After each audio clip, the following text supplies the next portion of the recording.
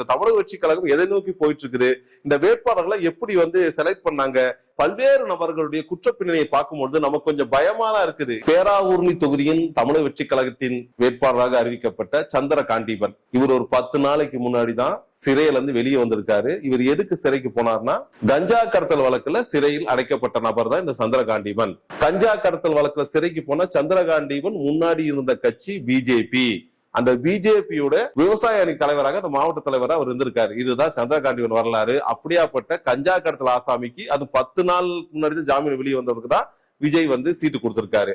இன்னொரு பக்கம் பாத்தீங்கன்னா கவுண்டம்பாளையம் தொகுதி, கோயம்புத்தூர்ல ரொம்ப அறியப்பட்ட தொகுதி. இந்த தொகுதிக்கான வேட்பாளரா கனிமொழி சந்தோஷ்குமார்னு ஒரு ஜோசியரை அறிமுகப்படுத்தியிருக்காங்க. இந்த கனிமொழி சந்தோஷ்குமார், இந்த அம்மையார் ஏற்கனவே இன்ஸ்டாகிராம் மற்றும் யூடியூப் இந்த மாதிரி மீடியா ப்ராப்ளமா இருந்தவங்கன்னா, தமிழக வெற்றி கழகம் இப்படியாப்பட்ட ஒரு ஃபோர்ஜர் நபரை, ஏன்னா அவங்க பிஹெச்டி வாங்கணும்னு சொல்லியிருக்காங்க. ஆனா அவங்க சொன்ன பேர்ல எந்த பல்கலைக்கழகமும் இல்ல. அப்படி பெயர் தெரியாத ஒரு பல்கலைக்கழகத்துலதான் தான் பிஹெச்டி வாங்கன்னு அந்த அம்மா வெளிப்படையா அறிவிச்சிருக்கு. இதுவும் ஒரு ஃபோர்ஜர் கேஸ் மாதிரி தான்.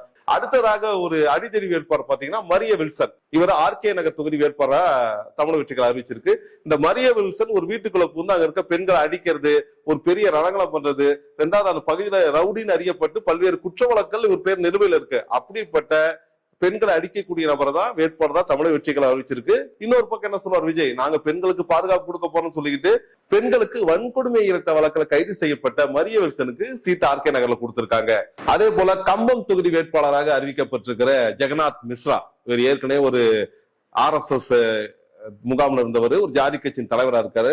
அவர் எனக்கு ஜாதி வரி உண்டு, நான் ஜாதியாதான் செயல்படுவேன்னு சமீப பேட்டிகளோடு தெளிவா சொல்லியிருக்காரு.